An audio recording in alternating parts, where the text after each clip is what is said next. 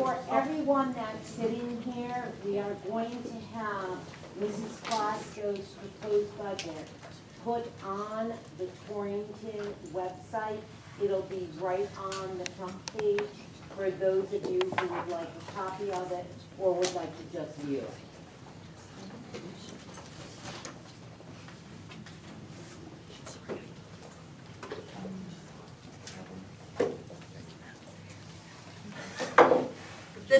This is the book. It says, "My heart will not sit down." And I can say thank you to the media specialist who picked out this excellent book for me to read.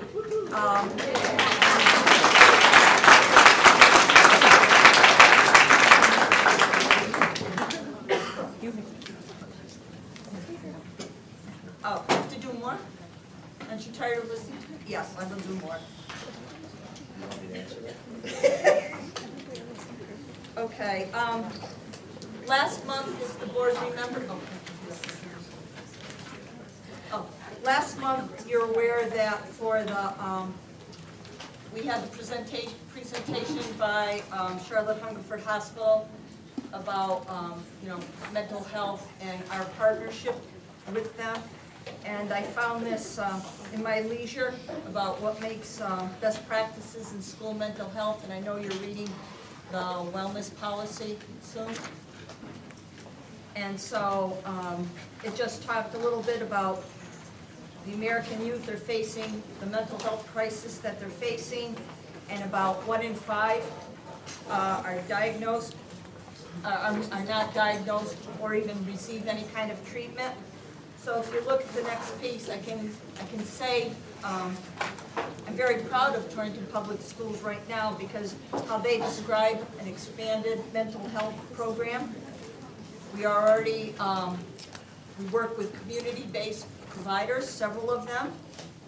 We collaborate with other organizations such as Fit Together, the Wellness Clinic, YMCA, and the Youth Service Bureau, and our local pediatric groups from birth to 3 to really look beyond what our schools can serve in the mental health area. There are several, what it says, the Connecticut School Mental Health Program and what they want us to look at for our schools. And they say how to enhance our school-based resources. We did look at a school-based health center 2 years ago, Mr. Jocelyn, 2 years. But there wasn't enough money at the time to support that. I was principal in a school where we had a school-based health clinic, and it was an excellent thing, but I won't, talk about it right now, but I would be more than happy to share the impact that it had on our students. We do have a positive behavior intervention support in our schools with character developing, but also at our middle and high school, and has great impact on our discipline. And just students being upset or feeling bullied, I mean, it's really good. We work with Tech and the Community Wellness Center to provide wraparound initiatives for our students. And what else we're doing? We're linking school and community resources. And they're just finished an MOU at the high school with the juvenile justice reform effort. So what are we doing? Also, their recommendations is to link schools to existing community-based services. We're doing that. And research-based intervention and quality improvement measures. Right now we have Parents as Teachers programs associated with Even Start and the Family Resource Center. And we're also hooking up with Torrington Library to really get our children young, work with our parents, and just to make, just to help build healthier children from the get-go.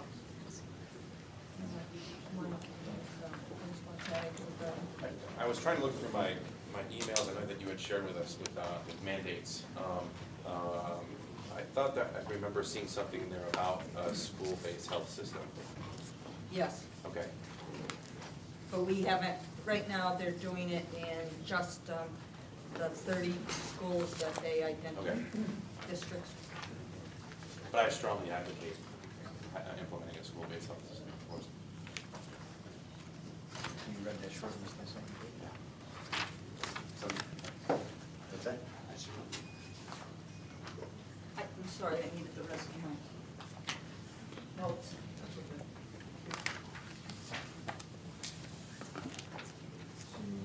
Senior Moet. All right, the next piece. Yep.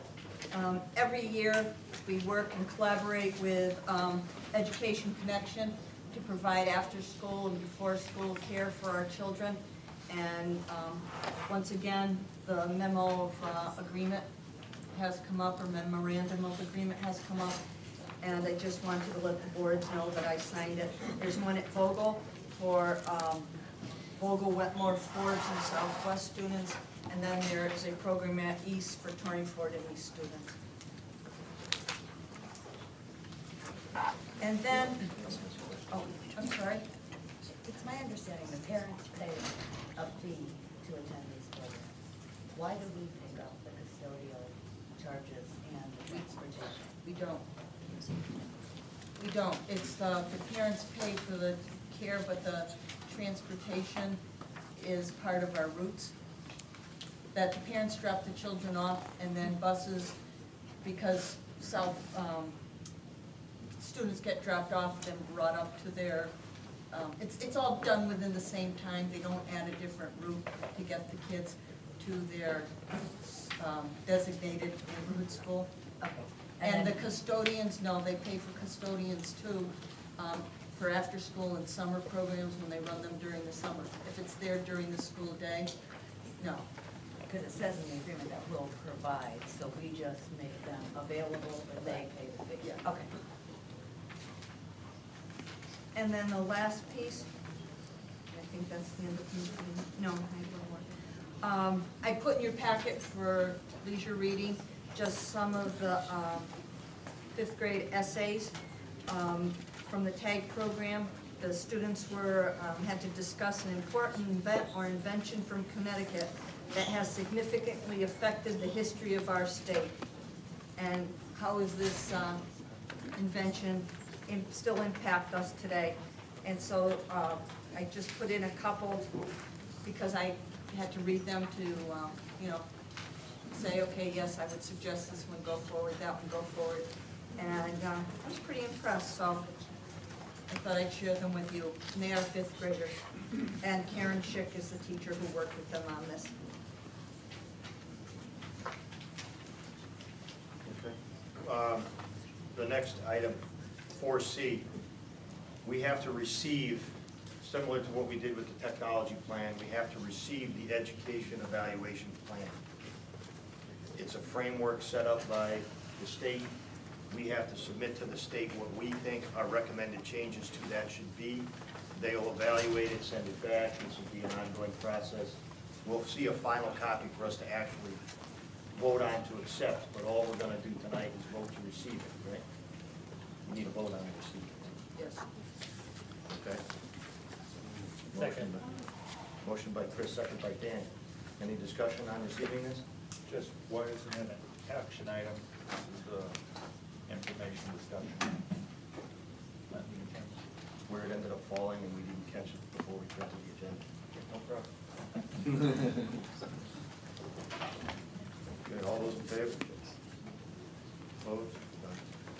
Thank you. Healthy food certification. Yes. Thought you were done. I thought it was done too. This is something that has grown and developed outside of the wellness policy. It would become part of the wellness policy. And what it does is it sets up, and I'll bring this to the board at a later date. It's just that it's recommending that Torrington Public, the wellness subcommittee that worked on the wellness policy, which is part of Fit Together, Charlotte Hungerford Hospital, the Education Connection, pediatric groups in Torrington. Vince, am I missing anybody? Administrators, faculty, Yep. parents, Yep. PTO. Okay. That are recommending that Torrington Public Schools acquire healthy food certification for the district. And the real benefit to this, other than getting healthier kids and having them eat better, is that we get 10 cents a meal, which that will help offset our general fund. And at 10 cents a meal, we serve 2,380 meals a day. So it'd be $238 a day times 180 days, which would be $42,840. So healthy children and money to boot, not a bad idea.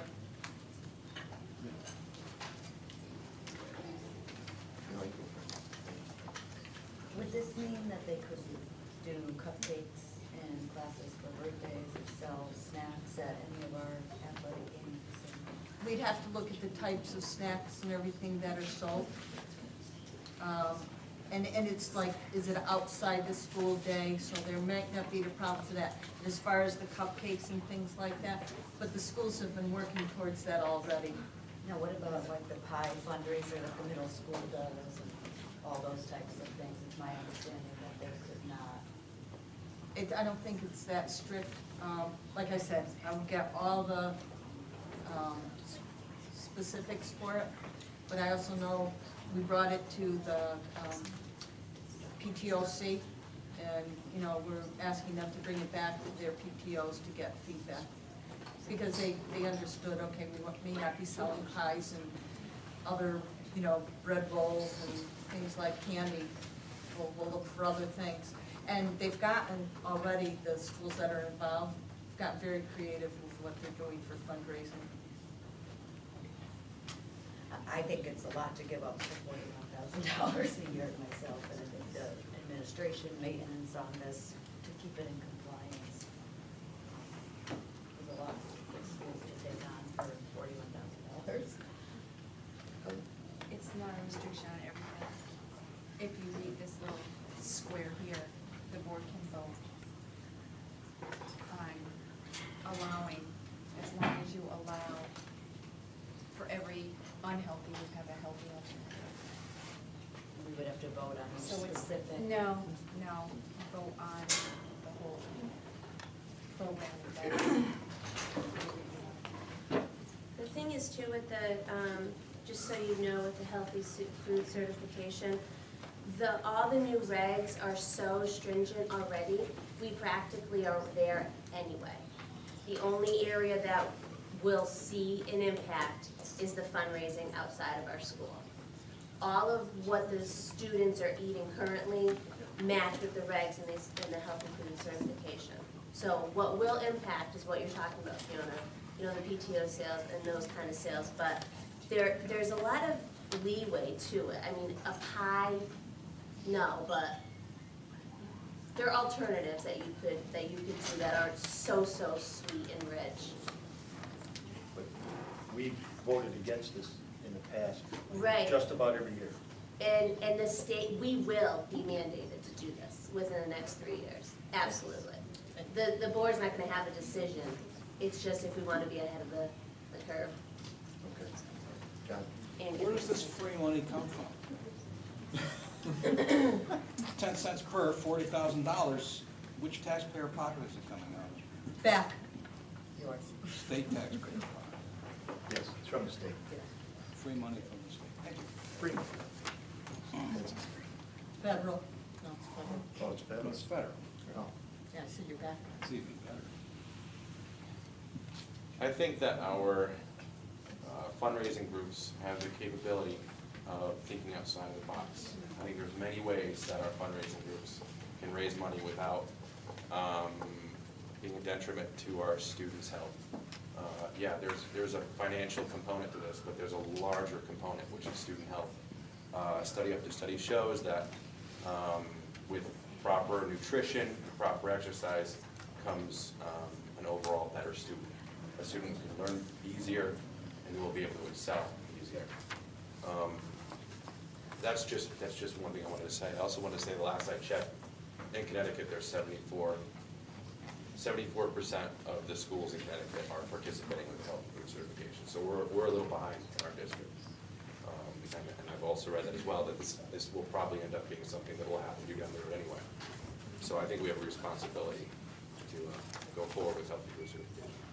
How does it impact the cranky old guys that go to the sport games that like their hot dogs and soda? It's outside the school day. So outside the school day, but even though it's sold through the school building, because it comes right out of the back of the building? I don't know, it's just looking at, you know. Well, I'm just, Yeah, that's okay. I'm just saying, that in the past, we voted against this because it is curtailed sales of food at sporting events, and it's curtailed the types of fundraisers that Torrington normally does. I think there's incredibly bright people that are running those programs. I think they can think outside of the box, like 74% of the districts in Connecticut. Well, if they're bright, they can make their own nutritional decisions, can't they? Right. Well, those are the people that are running the programs. Those are the people who are Not some buying of them. So the people who are running the programs are smarter than the people who are. I just feel strongly the board should worry about education and not dictating to parents what their kids can and cannot eat. I don't think that's our responsibility. I think that's over. We're definitely not dictating what kids can eat. I mean, they're more than welcome to. This is outside of the food program that we have in our school. This is outside the breakfast and lunch program. But this affects everyday school in every building in Torrington. This isn't just outside of the school day. How does this affect everyday school? Cupcakes, love cupcakes. Cupcakes, cooking, whatever, any kind of parties they wanted to do, all the fundraising that the PTOs do. I feel that the choice of what you eat or don't eat lies with the parents and the children and not us sitting around this table. And I'm not willing to take those experiences away from kids. It's their decision. And the middle school, without that pie fundraiser, they would be in a lot of trouble. They make the majority of their money off the pie fundraiser. So I would not be in support of this at all. Two questions just for clarification for my sake.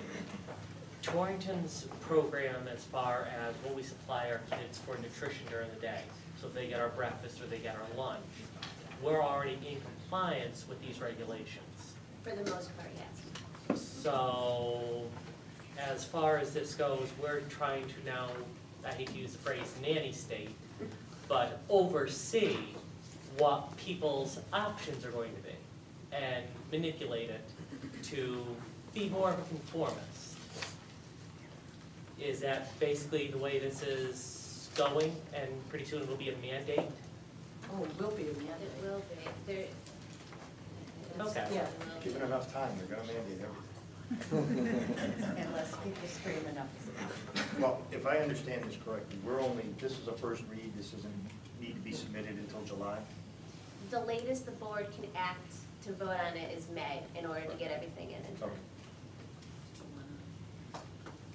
The superintendent would like to know if the principals want to chime in on this topic. The two principals who've been active participants in You're not required to. committee. It is confusing in terms of the statements, but for your cranky old men, you could have your hot dog and your soda because it is considered at an event, okay? So the event is a football game, so you can still have your soda and your hot dog, okay? So feel better. Okay, You thank you. can still But be on. it is a little fuzzy in terms of, and really I would defer to Christine Wallace, who's at Education Connection and really is the guru on the healthy food certification.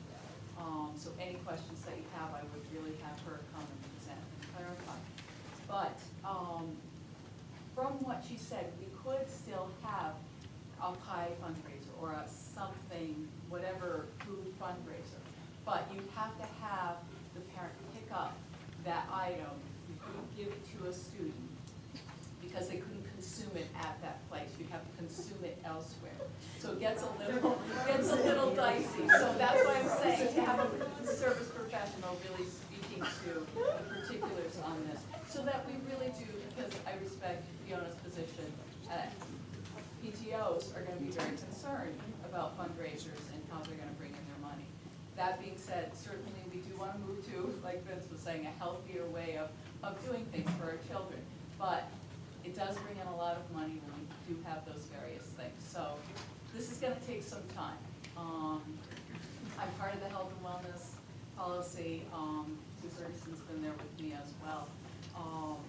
The legislation is dicey in a variety of different ways. So for clarification, like I said, I would still defer to Christine Wallace. But the board does have leeway, Vince, right? I mean, Absolutely. there was plenty of opportunity for options, for flexibility, the definition of an event, where this food could be served. A football game is an event, but football practice would not be considered an event.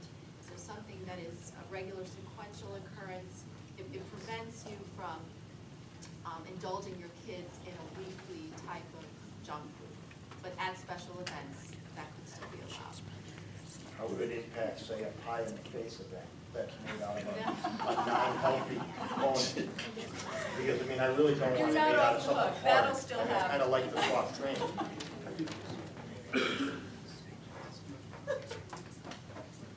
So who actually polices this PTO pie event to actually determine what the ingredients are in the pie? I mean, are we gonna, $41,000 we get, we're gonna hire like That's the question. We get audited now for our food. It would just be this, someone comes in and checks all of our meal plans, everything. Right. Are they gonna stand at every football game? No. If we ever got caught, they would take all the money and we would owe all the money back that they had given us, that extra 10 cents to every meal. I mean, it's just crazy. I mean, the concept of the pie being examined by someone, they're gonna take it to some lab and. No. They just look at what. That's not fair. I mean, that's No, like I mean, I have no that's like problem saying there's a with some- slippery slope, there's no way to get from point A to point B without, I mean, that's not what's gonna happen. And I don't wanna speak for everybody on the committee, but I will tell you, the intention with this was not to be an on-off switch day one. There is leeway for the fundraising groups to be able to apply for exemptions. And, you know, you would make it gradual. It wouldn't be, okay, you're done doing this. So the groups would be able to file for an exemption. And I think from my understanding, this would be done through Ed Connection, through Christine Wallace, who would she'd be the one to do it. It wouldn't be somebody that we would hire that have to do it. This would be through a position that's already done outside of the school through Ed Connection, who is our food and nutrition director. Yeah, there's nothing that the principals have to do, nothing like that. We have our PTOC chair here, who's wanting to chime in. We had a presentation, we invited Vince and some of his folks, and that is the last we have heard about it. There's been no more communication. I believe one PTO co-president decided to go on the board. As somebody who's been involved in the PTO for 16 years, I would urge the Board of Education to put their time and effort into education and let the PTOs be. We raise money, we fundraise, the kids fundraise. Parties are a great thing. I firmly believe, my family's a healthy eater family, we don't eat a lot of snacks. But if my daughter's in a hurry and she has soccer practice, she's bringing a bag of goldfish. I think that. Seafood is covered as healthy. Well, the sharks are in. No, on a serious note, to put this on the PTOs, who, most of the PTO people work full-time. They do this on a volunteer basis. To have to go and look for healthy food and follow guidelines for $41,000, I think, is that correct? That's. Or not doing it for the money, though. No, but I'm saying you're putting a lot of strain on volunteers to follow these guidelines. I don't see what's wrong with a bake sale. The kids make a lot of money on it. They have a lot of fun doing it. Every school that I know of just about does some sort of bake sale, high school, whatever. And I just don't think to mandate to the PTOs what we can and cannot do. We're going to lose volunteers. But would it make sense to the board to have someone from Ed Connection explain this to us briefly next meeting? Briefly? It's not a 45-minute side presentation, but. Well, it may be possible that the entire board may be receiving the wellness training for next year, so. And it's a wellness policy next year. Right. But So, I mean, to part of address, that, right. but to address this form that we have to have in by July 1st, which we have to vote on by May, if the board wants more information from a source, we should get that information. Yes, John? Will this cover weaponized Pop-Tarts like we've been reading about the past week? That has its own policy. Oh, it does? Yeah, Okay. that'll be Good. covered in future legislation. Okay, thank you. Can we do a straw poll right now, so as to maybe see, we already have consensus that we would just like to go forward with this? I mean, I don't really think, personally, I would want to spend any more time on this subject at this matter. Can I say one more thing though? Yes. The person, if that PTO person is on the wellness committee, she has no, according to the PTOC's guidelines, she cannot speak for the PTOC. She can be there only as a, as a parent, but she cannot speak for the PTOC. But I would welcome, in all sincerity, to be involved in this decision-making, the PTOC. Dan, what's your? I don't like the idea of the nanny state, so no. John? I despise things like this. Okay. Do you see a need for further information to move forward with this? Do you see the need for further information to move forward? Do you need more information, or do you have enough? Oh, I have enough. I find it offensive that the board would move to, that board members would move to just completely discredit something without proper information. But It's here in front of us. no, it's not. It's certainly not. Well, this, we're talking about this, right? We're talking about this 2 sheets of paper we got in the packet. Yes. Yeah. We're talking about, do we need more That's what I information said. to understand those Right. 2 sheets before we move on? I don't need any more information. Right, and you don't need any more information. John doesn't, Carl doesn't. Do you need more information? I absolutely do. You need more Yes. information? Okay, Chris, do you need more information? Ellen? Do we have to, in order to have food program in our schools, do we need to belong to the healthy food? Do we need a healthy food certification? We currently have it. This is above and beyond what we have? No, we do not have that healthy. We don't have the healthy food certification. We vote no against it every year. We have. since But we then. have it implemented in the schools. We have to follow We have the nutritional US, standards. we have to follow US EA guidelines for the kinds of foods that we can serve in our schools. Yes. Which follows the healthy food certification. Correct. This is Correct. outside of that. This is outside of. So outside of that, I would like to know more information. You I'm good. okay? We'll bring it back to a second read. I was just gonna read one snippet, but, Go ahead. this is from Christine Wallace. The new regs are so restrictive already, meaning just in the school lunches, that the slight changes we might need to make for the food service department and the a la carte foods will probably not even be noticeable. So yes, Ellen, what you're saying, we do the majority of what we're supposed to do now.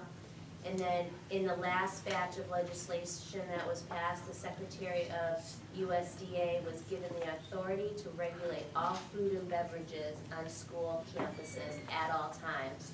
So it will not be long until this is all mandated. Okay. Well, what we just did a straw poll on is we're gonna bring this forward for a second read and a vote next month. The board is not, So bring Chris next month. no, we're under the opinion we have enough information to make a vote on this. A healthy decision. Yes, we can make a healthy, informed decision next week. Okay, that's what you need, right? You need it moved by May. Okay. All right. Technology, oh no, I jumped right ahead. Our school in-house cost versus. I have Mr. Mr. Crowley speak to this? That's fine. We're gonna have to find another.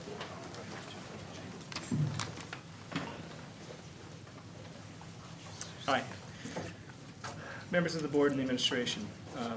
Over the last few months, members of the board have expressed concerns regarding the performance of the current Power School solution that's being hosted by the Capital Region Education Council, also known as CREC. Last month, the IT department put forth its recommendation to the district to migrate to a hosted solution provided by the Power School application developer, Pearson, based on Pearson's ability to provide increased levels of performance and management of the Power School services and data. At the time, members of the board expressed concerns regarding the security of any hosted solution and requested that an in-house solution be investigated. Taking these concerns into consideration, you should find in your board packet a comparison sheet that the IT department has put together for your review. This table illustrates the cost difference of various in-house Power School solutions versus the hosted Power School service that was presented last month. As you look over the chart from the left to the right, the first column details Pearson's hosted solution at a cost of $14,758 annually, with a one-time cost of $500 to migrate the student data.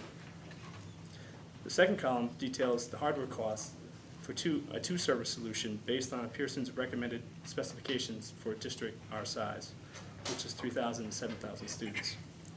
The cost to acquire the hardware for this solution is $15,100. The third column details a more robust solution that exceeds Pearson's recommended specifications and capitalizes on the hardware efficiency of virtualization to provide both fault tolerance as well as an off-site replica of the servers in the event that the data center is damaged to the point where the facility is no longer functional. The cost for that hardware solution is $60,500. The last column details the solution that was based on Mr. Tebow's recommendations to the administration. The solution presented is a more modest version of the originally proposed solution. It incorporates a dual application and dual database servers. Each school would maintain their individual WAN connections that exist right now, but they will be upgraded from 1 gigabit to 10 gigabit throughput. And the existing firewall will be replaced with a more expensive alternative. The cost for the configured solution, as it's presented, is $215,000. Items that are not included in this final solution that were recommended and need to be considered would be additional battery backup units for the new servers, additional 10 gigabit fiber connections to add additional redundancy for the schools. So, based on looking at the table, the IT department's recommendation, if we're going to go with an in-house solution, would be option number 2, the on-premise solution, which is the virtualized environment, at a cost of $60,000 and $60,500.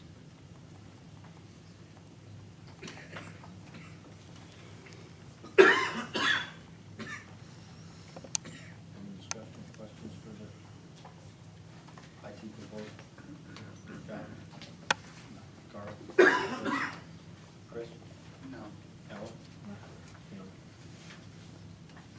Is this our decision to make or not our decision to make? This is the administration's decision to make. There was just concern raised as to security. So the board asked for a presentation via the concern of hosting it out on the cloud versus hosting it in-house on a server that's held here, if I'm right. Correct. And I don't know enough about this, to be honest, to even weigh in. It is the board's decision as far as the budgeting the money. The money is No. part of the technology or the capital technology budget. For next year?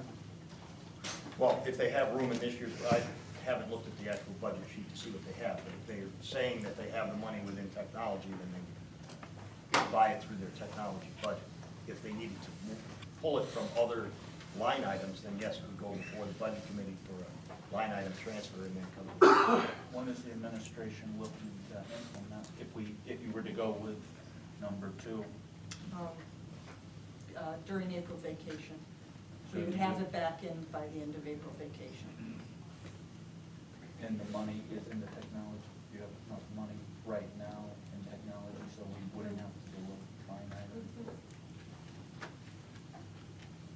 Then I would say that I would be in favor of the recommendation of the technology director here, go with option number 2. And comments? Well, as everybody knows, I've had a great deal of time to work on this. I am pleased with the movement from the technology department, and after speaking with Barbara, who will be responsible for all issues regarding Power School within the district, and her confidence in what she's going to have to deal with. Her opinion is she can work with option number 2 very effectively on a 3-year basis, and then in 3 years they'll be back for new equipment. It's the life expectancy they're expecting. At this point, knowing how much of a budget deficit we're going into, it is a challenge not to accept number 2 as the best choice at this point in time. Having said that, I will also remind you the fact that going forward, we continue to lose our largest tax-based companies in the city of Torrington, which puts the burden continuing on the individual households in Torrington. We were facing last year cutting sports, cutting music, cutting everything, because we were so much in a budget deficit. Come this year, we're looking at a huge budget deficit. Next year, we'll be looking at another budget deficit. Year over year over year, we keep having costs go up. Looking at the amount of bandwidth that goes to the schools, looking at the amount of data that's going to have to go back and forth over that, eventually having to do a lot of things like putting student grades on there, putting tests on there, putting quizzes on, backing everything up, having it all accessible via Power School for not only staff but for parents to be able to see all the quizzes, all the homework, everything that's been going on for the students' records. If you're going to spend the money, I'd rather be pound wise and penny foolish than penny wise and pound foolish, and say, well, we can afford this now, and then we're going to be back in 3 years when we're in a worse financial situation trying to do this all over again, trying to meet what at that point is the requirements. I'll join the majority of the board on this, as IT feels confident that for 3 years they'll make the system work. I don't agree with the recommendation, but that's based on corporate standards. And in business, if you're down, you're out money. And if it's too slow, you're out money. But as we're in the private sector, at that point, and sitting at this table, we're in the public sector, where money grows in every household, I'll go with whatever the board decides for a recommendation.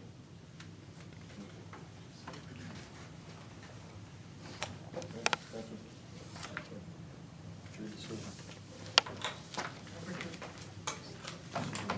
Decision number 2.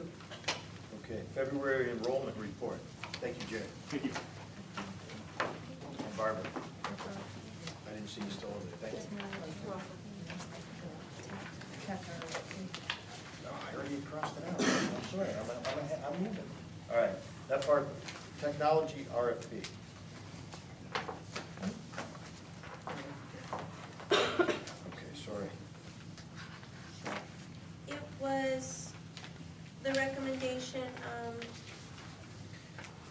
by administration and some budget committee of the board, excuse me, to look at our possibilities of seeing what else is out there for technology services. So what I did with the help of Mr. Crowley, Mr. T-Balt, is put together an RFP, and Mrs. DeMonico, with all of our needs as we run technology services currently. So we're going to have a pre-bid meeting next Wednesday, go over any prospective bidders that wanna come. We're gonna overview what we do currently, and then they're gonna make a proposal to us to see if they can do it better for cheaper. And we'll report back when we receive those bids. Okay. As I stated in an email to the board, we had put this out as an RFP. For better or worse, we had joined a partnership with the town for shared technology services, which lowered our budget last year, and they picked up part of the IT cost. When we went out for a simple RFP, that conflicted with our agreement with the town, so we had to pull the RFP back, add the town requirements, and put the RFP back out. So it's an RFP that encompasses both the board and the city's aspect.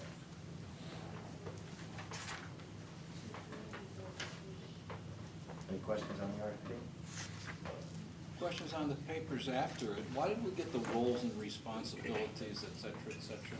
Why did we get the job descriptions? It's not as part of the RFP. They have to know what Oh. services So we're they- asking. right. Oh, okay, thank you. Okay. Now can we do the February enrollment report? Okay, February enrollment. Okay, and attached in your packet, as we do, this is quarterly. Right.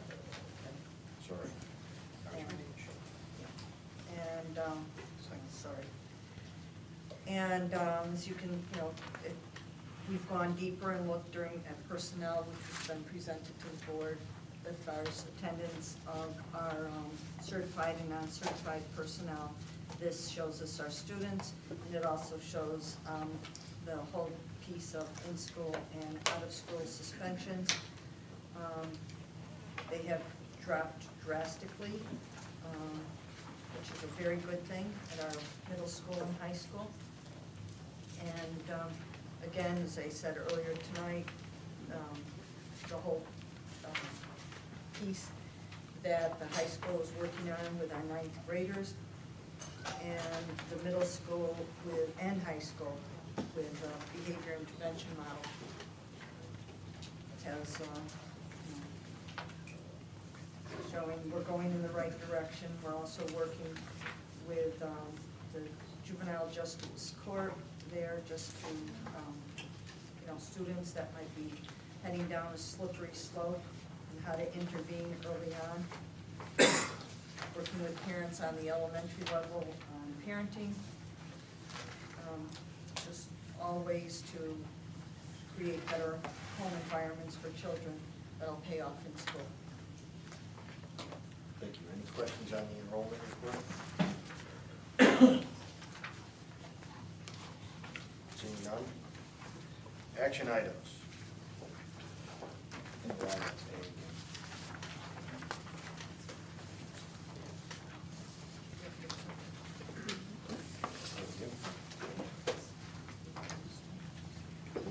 Okay.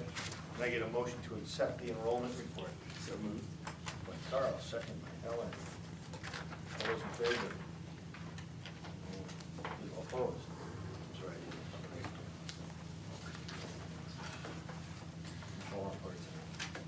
All right, financial statements. Mr. Rivera. Move to accept. Excellent. Second by Fiona. Discussion. Andrew. When we look at health and life insurance, item 5210, can you tell me how many retirees are paying into our health insurance? I could, if you want to just give me a second.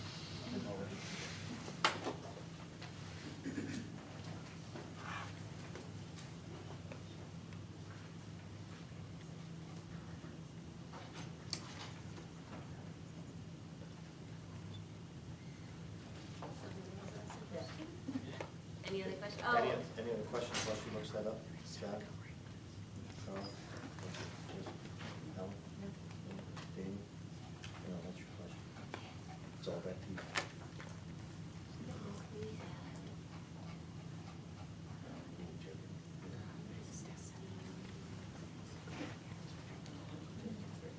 153. 153. And where do we see their revenue?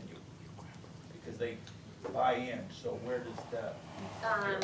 Teachers pay us monthly by check, and that goes directly to the city as revenue.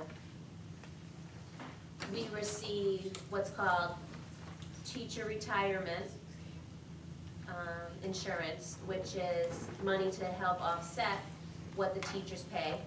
So for every teacher that's on our insurance that's eligible for it, we receive $110 from TRB.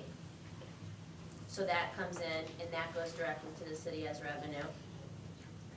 Okay, so their claims are part of our expenditures. Say that again? Every claim that they put in, it becomes an expenditure item Right. for the Board of Ed. Right, But we don't ever see the revenue portion correct. of it. That is correct. It's because the city that the teacher worked in. I understand the law, but I'm just saying when we, When we do the insurance renewal, they show the expense, the revenue line item, and it all gets chopped out based on, what is it now? 5743? The percentage breakout. Oh, between yes, the yes. Board and the city. Yes, yeah. So yes, the revenue goes into the city portion, and all the revenue is split 5743 against what the insurance debt is, and then we get our 57%. I'm not following you on the. They take the total insurance cost, Right? they take the total insurance projected revenue, which is co-pays from staff, co-pays from retired staff, and they take the cost minus the revenue, and then the balance of that becomes 57% of it's our budget, and 43% of it goes into the city budget. The cost. 57% of the net, or? The net. Yeah, once they take the revenue out. Are actually trending at 77.94 this year. 77.94% is ours. This year, that's what 57 we're is the overall trending. budget, I'm sorry. Of the net? Right, yeah. Meaning It said it's, the net expense? Yes. Of the entire. Of the entire pie. plan. Yes. right.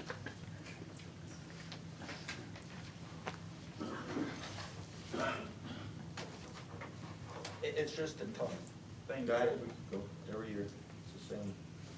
Tough nut for that insurance one. I mean, hopefully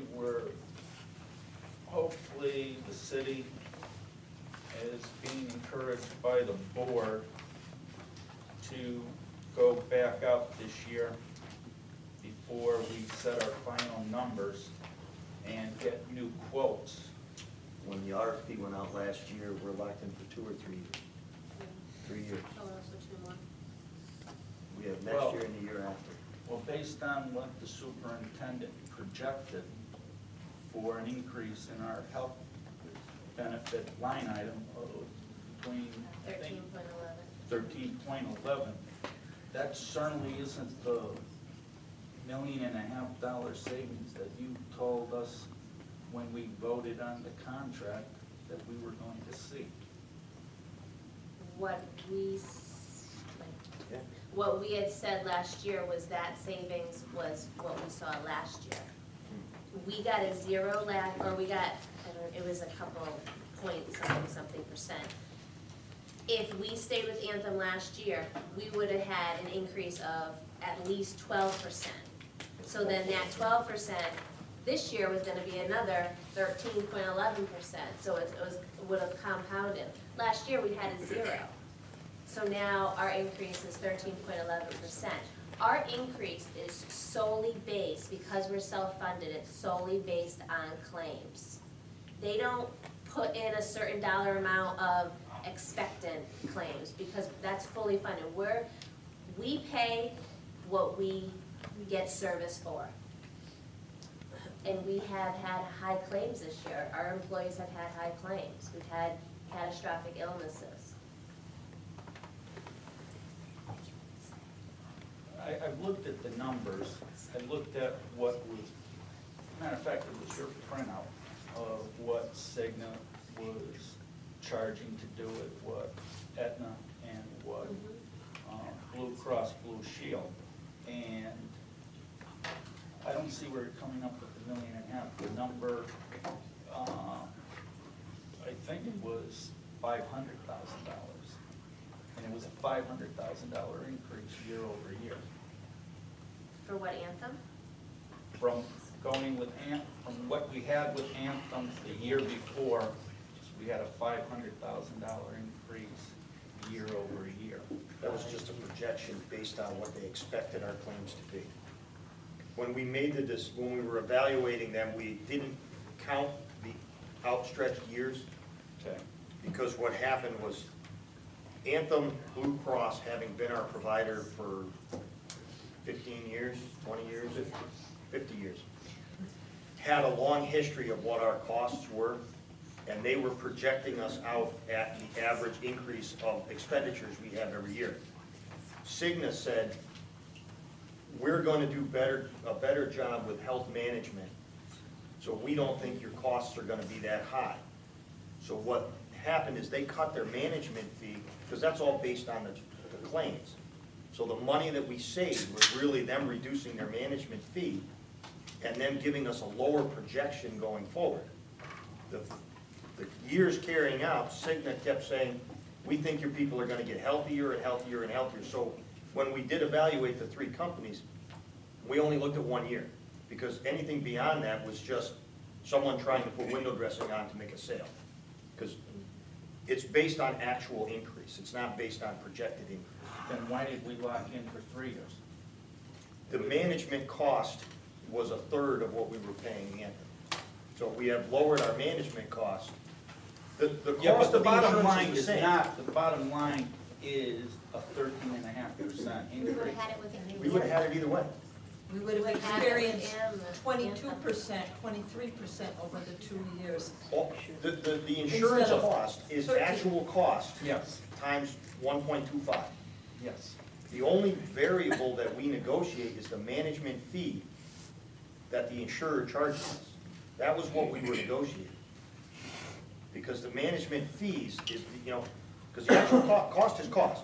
If costs went down, we'd see a decrease in our insurance, but because our costs went up, doctors don't get cheaper. And I'll ask the same question I asked a year ago, which is, you actually know that Cigna, when I go to get my MRI, and they want to charge me $100 for my MRI as an individual, I have Cigna, they'll charge $80, and if I have Blue Cross Blue Shield, it's $60.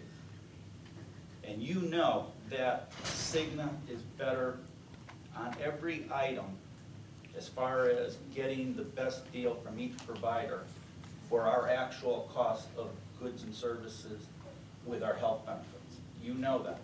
Yeah, that's what they presented to us. They are lower than the They Anthem on didn't services. outlet every medical procedure that can be done. So we don't know factually that every single procedure is cheaper. We were given what their cost is on the average procedure versus what Aetna's and Anthem's costs were on the average procedure. They didn't break it down by an ankle MRI, an eye MRI, an MRA. We didn't get, a 800-page dissertation on every possible medical procedure. And there's no checks, no one's out there randomly spot checking to see just whether or not what they said was valid. That their representation, that they get our clients, our customers, our shareholders, which are the faculty, which are the employees, they get them the best price per actual cost on these services that are provided to them. We have an insurance administrator that's what he's supposed to do. Which he works for Cigna. No, he's an independent insurance company. Okay. He's an agent that we hired to be, the city hired to be the administrator of this. And the best deal he was able to do was to lock us in for 3 years. That was the best deal that the city voted on. Ultimately, it's not our decision. No, ultimately, it really is our decision. It's just that the board decided, for whatever reason, year after year, to allow this decision to be made by the city. Because we're part of the city. No, we purchase our own goods and services. The city of Torrington does not purchase our goods and services. We purchase our teachers, we purchase the paper, we purchase all supplies and goods. We don't ask the city to purchase these things. So why are we letting the city purchase our health insurance for our employees? Because it's better for the city overall. The only way you know that is to every year go out there and see what the market bears. Our health insurance is one of the biggest drivers that keeps pushing the cost of running this district. But Just- what you're not putting your mind around, Andrew, is this is not an individual insurance policy. My company, Right, okay? We're $18,000 for a family. right. We go out every year, we get quotes from all the different groups, and we have to change what our co-pays are and get closer and closer to a health savings account, because it's the only way I can keep my insurance cost under check. Right. That's called a fully insured plan. Okay. The city of Torrington and the Board of Ed are not fully insured plans. We are self-insured. Our insurance is what our cost is. There is no way to, you can shop all you want. All you're shopping is a management fee. But maybe you need, but We have we're price not fully locked insured. into actually being self-insured. If we took it last year, it was $14 million. Right. For us to be fully insured was $21 million. I didn't see those numbers. They were on the thing that Yeah, was I given didn't out. It see was it. on every one of them. It showed the self-insured cost, and Right. it showed the fully insured cost. We had the discussion at the full board level. Right, I where saw we a showed, gap of between 600,000 and 800,000. I didn't see it, I didn't see not it. between fully and self. It was. Yes, it I was saw what Aetna millions. was willing, I saw a contract versus what we actually insure. What it's actually costing us to self-insure. It isn't that much of a difference. It's a big difference. It was 14 to I 20 should have million. brought the sheet with me. I Yeah, didn't see it. It was a big number. Well, we'll get the number for next week. Okay, I mean, Oh, you have it?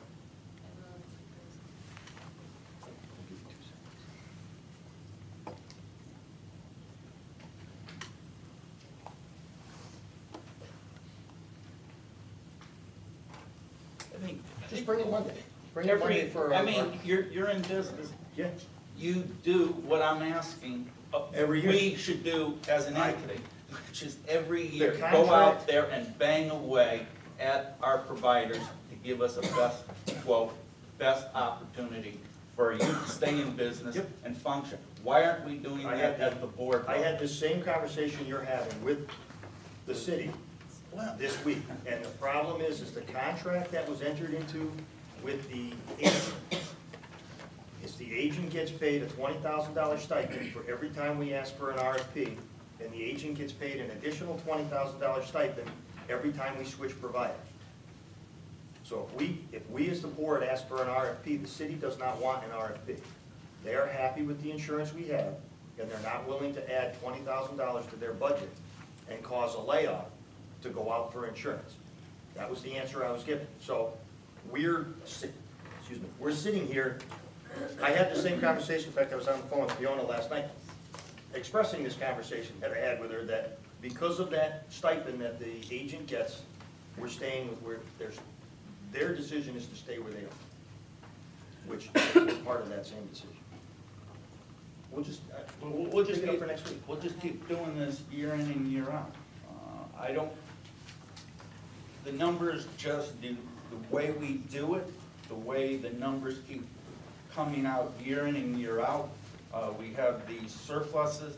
Why is it that if we have a $2 million surplus in the year 2008, why doesn't the city segregate that in their general fund to deal with whatever is going to potentially be an excess cost over 100%, so that every year we don't budget 120, 115, or 125%. They only bill us at 115 or 110.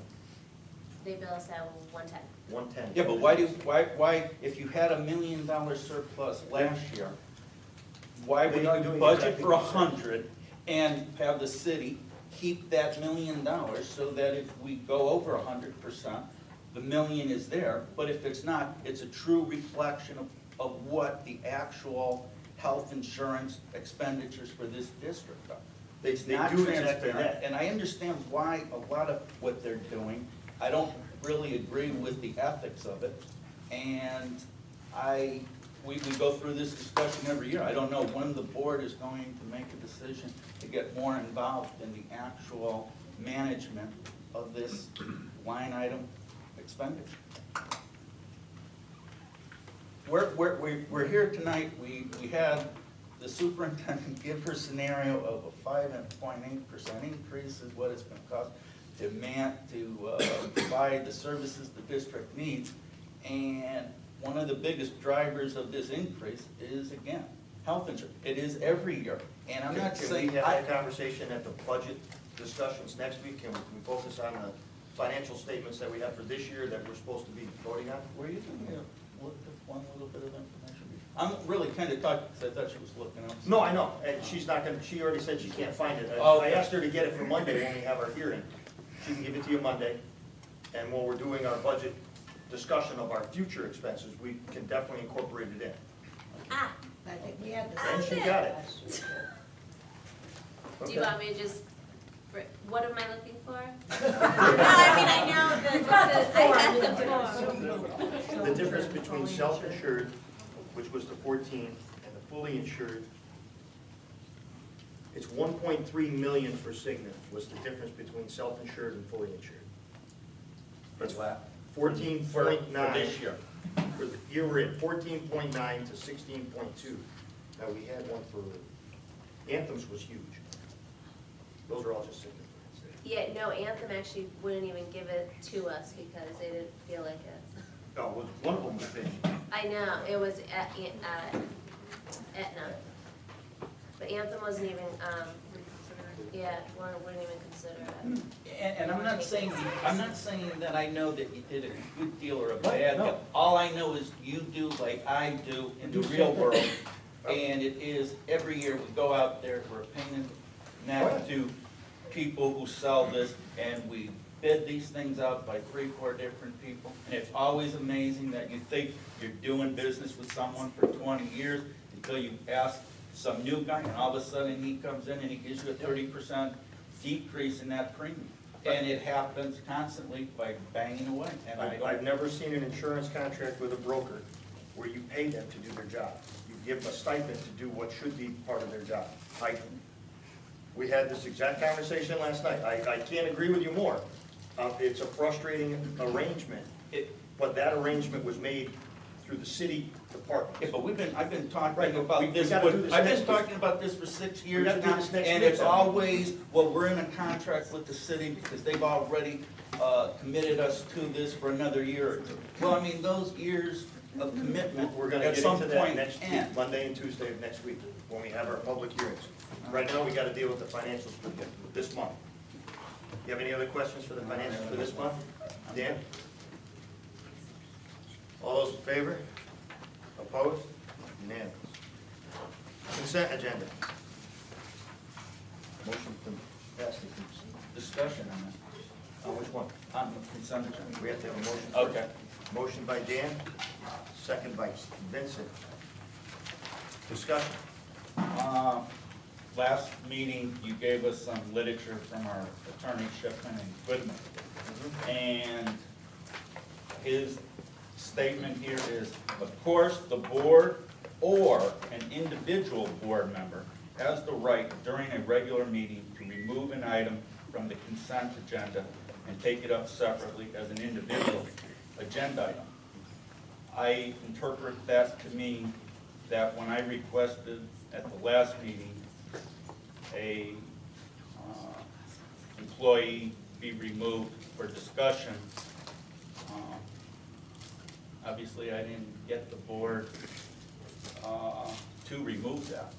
And I would like to know if that violated what appears to be a right that I as a board member had to actually remove it. I don't know the answer, just reading what the attorney said. I can ask them for an interpretation. If that was the case, then I would like to have a couple of these items removed for discussion. Which items do you want? I would like to see the appointment of Kiwan and Sheehan removed for discussion. Okay. We have a second for, you're just asking to have it removed. Okay. Would you like to amend your motion for the consent agenda minus those two items? I don't think, the way I read this, it's not a board's decision whether or not my request is honored. And I'm not even. I don't have a clarification on that, so I don't. Okay, then I'm willing to let it. I'll say I'm not a lawyer, I'd have to get their input. I mean, we can. I have no problem just doing it the way we always do it, but I think that my request based on this is proper and that it should be removed if I request it as a board member. And I believe my request last meeting to remove an item from the consent agenda was again appropriate. So we'll remove those two from the consent agenda. We'll go out for a new motion, and then we'll handle those on an individual basis. okay. All right? You wanted, So you want to discuss specific people on the consent agenda, appointments or resignations? Well, I'm The not. positions themselves or the people being appointed or removed from those positions? which two was it again, Kiwan? It would have been Kiwan and Sheehan, but I'm not really positive, once you remove the two items from the consent agenda, what the discussion can possibly, what the limitations of the discussion can actually be. You can't talk about them. Well, You can talk about the necessity of the position, but you can't talk about the person without notifying the person. right, so that becomes a whole nother process. Yes, then we have to put those off till next month, invite those people in, and go into executive session if they choose. We can have it in public if they want it in public. Can we table this item? The entire. Entire agenda?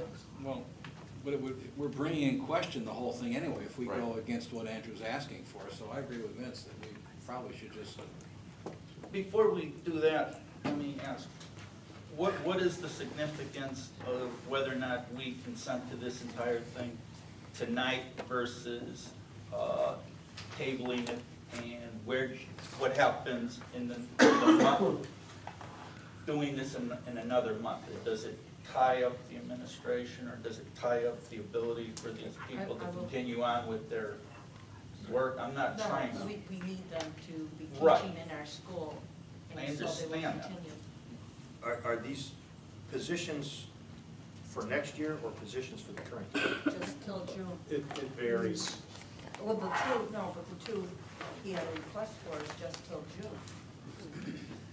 But it varies with the position. Some of them are summer, some of them are,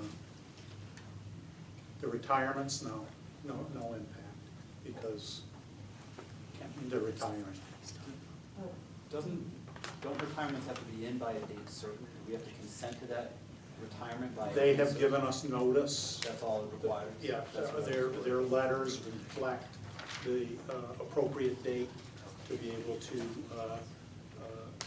access the benefits that they're entitled to. But you have the right to remove Okay, somebody, but I would you have rather to have them come here. Yes, Give them that right. I would have liked to have had this the way I envision it, but I'm not really positive, once, if we actually remove them, what I would actually be able to obtain as far as knowledge of these positions.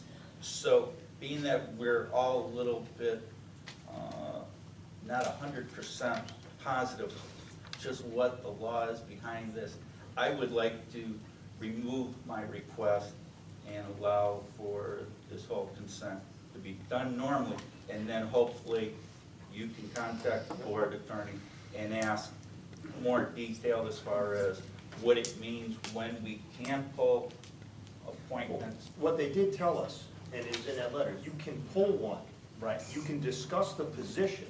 Right. But if you want to discuss the performance of the person or the the qualifications of that person to take that spot, then you have to give that person the right to be here and have the right to have it in executive session or in open.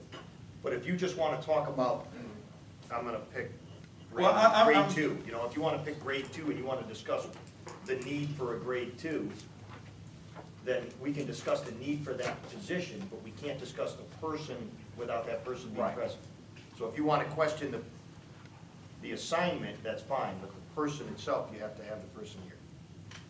Yeah, let me just remove it and let's just do it this the normal way. Any further discussion on the consent agenda? Seeing none, all those in favor?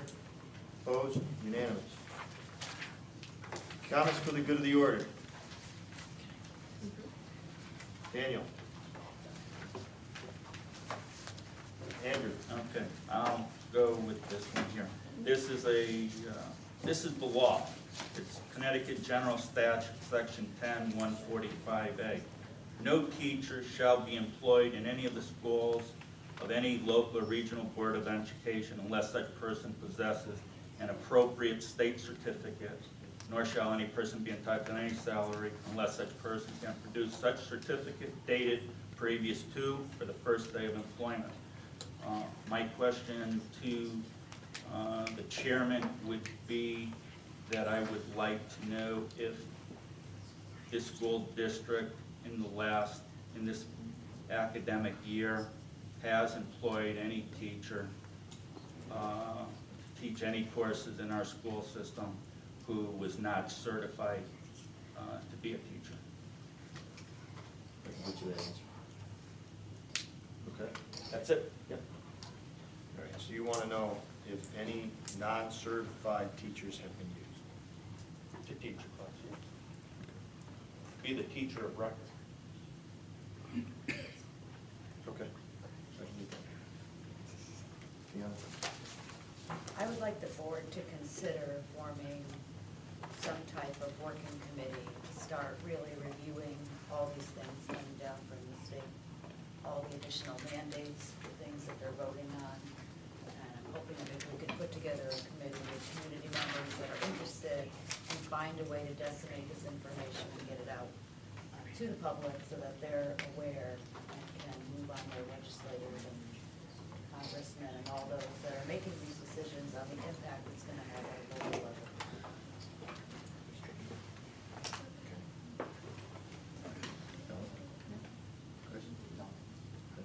Two things. I'm just going to reiterate again my opposition to the 3 SRO positions for $151,000. Again, it's the same plea I've always had. Monday. Okay. We're going to review the whole budget Monday. That was one. Okay. That's all I'm saying. Okay. And the other point that I wanted to make was I think the worst decision that you can make is an ill-informed decision. We have elected officials outside of this board that make decisions for the Torrington Public Schools, and they are continually not present here at these meetings. I'd like to know where our mayor is. Where's our mayor in all of this? Who is actually a member of this Board of Education? That's my second. That's good. Carl? None. John? For the good of the order, History Day was great. The place was filled with kids all over, depending on what they were doing. They were filled. But one thing I did find out that may be useful, you cannot get from the second floor above the entrance lobby to the entrance lobby if the door locks behind you, because there's no straight shot, and you have to go through the girls' locker room to do that. And I have been requested to just tell everybody that girls' locker room was fine, clean, orderly, and everything else when I inspected it on... This is great. I said I'd say that when I inspected it on Saturday. Was that part of the oversight? Yeah, that'll pass as my oversight report as well. And I have to say, Torrington High School served us very well at History Day and the results for the students in the competition. I would like to echo Fiona's comments. I have with me 2 bills that have recently hit my desk or my computer. One of them is Bill 6505, part of the budget process and conversations has been that we should go to pay for play, and we reviewed it last year, and it had all the different dollar amounts. The state has just said that you can't charge more than $50 a sport, and you can't charge more than $225 per student. They made it law. Per family. Per family, $225 for within your district. So as much as we're trying to raise money, this limits our ability to look at that as an item. And the second one, which I think has more bearing, is HB 1097, which was put forth by the co-chairs of the Education Committee, which also represent this town as our representatives. This bill removes from the Board of Education and the superintendent the final authority regarding the system that will be used to evaluate teachers in every school. The authority would rest within the Professional Development and Evaluation Committee, which we made up of their peers. So they're trying to pass a law here that will take away the board's responsibility and the super's responsibility to evaluate staff. And the staff will be evaluated by its own members of its own bargaining unit. That's a problem. Didn't we used to call that the inmates running the asylum? Yeah. Okay, I just wanted to make sure that was what. You know, Who it would- proposed that? I mean, what legislator put that out? well, this was by the co-chairs of the Education Committee. And one of our state legislators is one of those co-chairs that sponsored this bill. Guess he gets into the CEA. The second section of it would require every district to implement this new evaluation process. By 2014, there will be no phase-in, no resultant opportunity to learn from any experience of a phased-in implementation, that this has to be done now. And we would be responsible. And we to have, pay for it. if you read through the whole thing, which, if you put a teacher, or if you put, I won't say a teacher, if you put a staff member from a bargaining unit onto one of these evaluation committees, it cannot create extra work for that bargaining unit member. So that means you would have to reduce their workload and hire someone to fill their workload, because you can't expect them to do more than what a normal 1 day's work is. Which, again, just causing cost with no money with it. And if we're elected to be the Board of Ed, to be financially and educationally responsible for the kids, how can you do that when you have no say over who's in the building? So we're gonna pay them to evaluate themselves? Right. Yes. Yeah. That's- Yeah. And the document for teacher eval is in this packet, so please read it. Okay, Thank you, Michelle Cook. that's what I have. Committee reports. Personnel, come on. We just had our meeting this evening. Luckily, staffing reports are falling right in line, no spikes for professional development. Things are going along well. We had our review of Power School, and we are pleased to say that despite all the issues leading up to last month's meeting, after we had our meeting last month, the following day we had 100% compliance across the district with Power School. Since then, it's beginning to fall off, and I have asked for a full review for the next personnel meeting for termination policies and procedures for staff for not following board policies. Okay. Policy. I guess that's gonna end it. We're discussing grading, attendance, the online policy, fundraising, suspension and expulsions, personal use of technology. Fundraising, I did you said that, fundraising. I think you hit them all. A lot in the pipeline. We do, and very, very good discussions. Next meeting is April 3rd, so.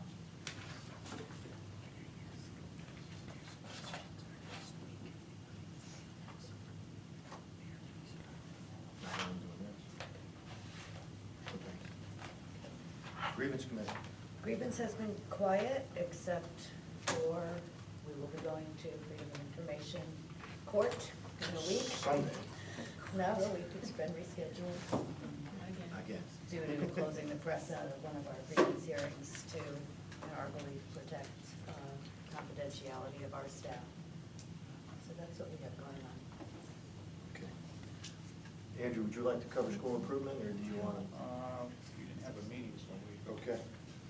We'll scratch that. Budget. We are reviewing the budget. We have had enthusiastic participation from the public, which we encourage. Please come out to the meetings on Monday and Tuesday, and then on the next Monday, Tuesday, and then on the 27th. Other than that, we have a lot of work to do. John, Education Connection.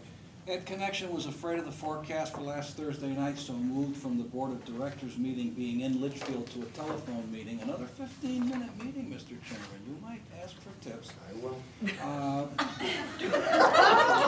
Head Start, Early Head Start Policy Council was yesterday morning, and that went well, it always does. Presentation about procedures and things like that. And today was a site visit from the feds that they invited Policy Council to. I went to that. Everything went very well. Apparently that program is every bit as solid, well-run, and transparent as it should be. Everybody was very happy with that. It was a good meal, too, so I'm happy.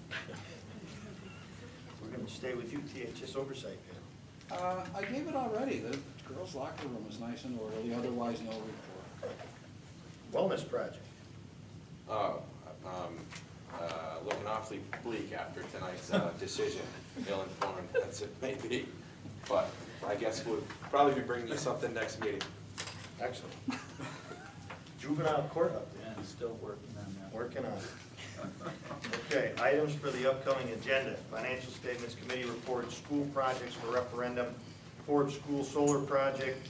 Our future meetings are public budget hearing on the 18th at Vogel. Public hearing on the 19th is here. A special Board of Ed meeting here on the 27th to discuss the budget.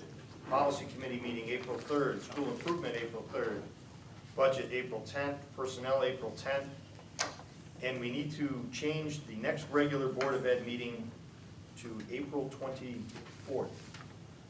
Because April 17th falls in the middle of vacation and this building will not be open. Nor will Midland Avenue, nor will any of our other schools.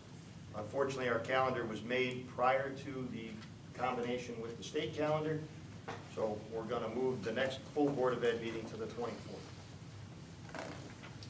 Brings us to item 10, adjournment. Vincent, Danny, all those in favor? Opposed? Abstentions? Oh, I forgot, the superintendent had a question. If, I forgot you, I'm sorry. as you review the Not official. budget, and you have specific questions that we may need to get background information for you, do not hesitate to send them to Mrs. Palutro, and she'll make sure whoever has to get them to bring in the background information brings it for you. If it wouldn't hurt, if you have a question, could you email the whole board so that the whole board knows the questions out there, so we don't get 10 of the same question asked, and it might spur something in your thought process to make you look at, anything you have, we can just send it around, and then we can have a more informed administration at the hearings. Bye. Can I just ask one quick question? I'm sorry, what was that? Can I just ask one quick question, not a conversation, just a question? Yes. Just so I understand the budgets. Yes. In all three budgets, whether regardless of 0% maintaining or with an increase, are you guys, does that budget state that JV and freshman sports are 100% gone no matter what in all three budgets? It was that's how it is as it stands now, except that we met with the athletic director last Thursday, and he came up with some excellent ideas, so that may be something that can move out. Move back in.